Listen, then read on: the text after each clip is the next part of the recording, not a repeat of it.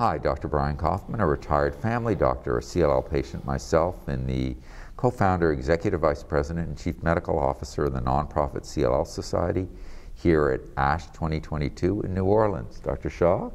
Hi, I'm Dr. Nirav Shah. I'm an associate professor at the Medical College of Wisconsin with a focus in hematological malignancies. Dr. Shah, one thing every patient, myself included, dreads is that our CLL might go bad and transform into Richter's transformation, which is a much more aggressive form when the CLL usually becomes what's called a diffuse large B-cell lymphoma. And the prognosis has been dismal, and it's harsh chemotherapy, which may or may not work, usually doesn't work. But you presented some very interesting data on a drug that's mostly used in it isn't approved yet for anything, but it's been used in CLL, mantle cell. Can you share what your research showed?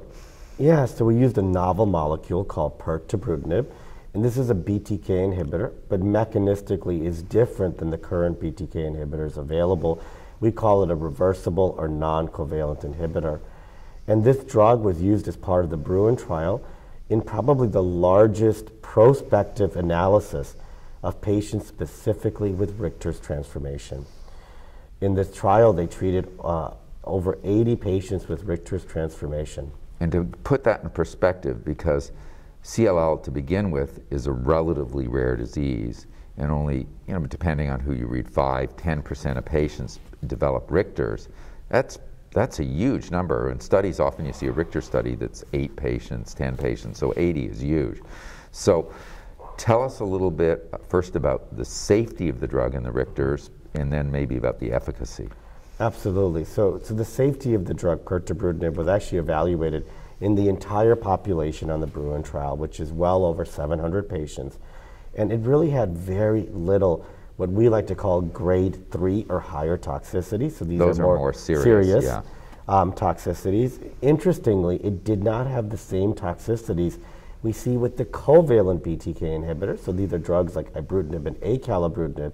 So really low rates of atrial fibrillation, no significant bruising or bleeding signal as well. So I think from a safety standpoint, we have a good understanding of this drug at this point.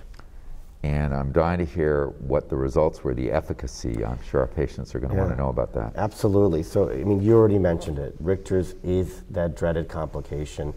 We don't have a lot of great options. And so this drug was offered to those who had Richter's transformation and were treatment naive, or those who had multiply relapsed Richter's transformation, which actually was the majority of the patients. So even a tougher group. Even a tougher group of patients. And these patients have seen chemotherapy, other BTK inhibitors. Despite that, the overall response rate was 52%. A small subset of patients achieved complete remission, which is remarkable considering they're taking an oral once-a-day pill. Many of these patients, this provided a bridge to a curative intent treatment like transplantation or cell therapy. And so we're very excited about this. Most importantly, the median survival, which is how long people lived on average after starting this drug for Richter's transformation, was at least significantly longer than what we would consider to be historical controls, which was just a couple of months. This is very, very exciting.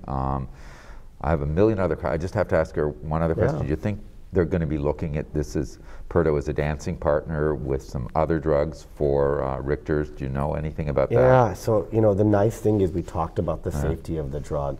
The safer this drug is, the more ideal of a partner it will be with other drugs, because the main concern with any combination study is combining not only efficacy, but combining toxicity.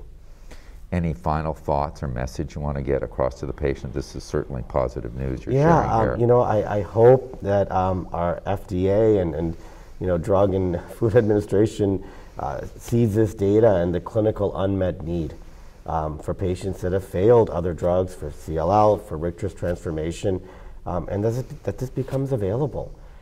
Because truly, I've had the opportunity to participate in this trial, and I can tell you firsthand the clinical benefit it has provided my patients. Dr. Shah, I'm with you. I'm hoping that this will soon be an option for patients. I'm excited about new research, but mostly I'm just incredibly grateful for what you and your colleagues are doing to try to push the limits and help with this incredible unmet need in CLL. Thank you so much. Thank you for this, and I'm glad to be able to participate. Thanks.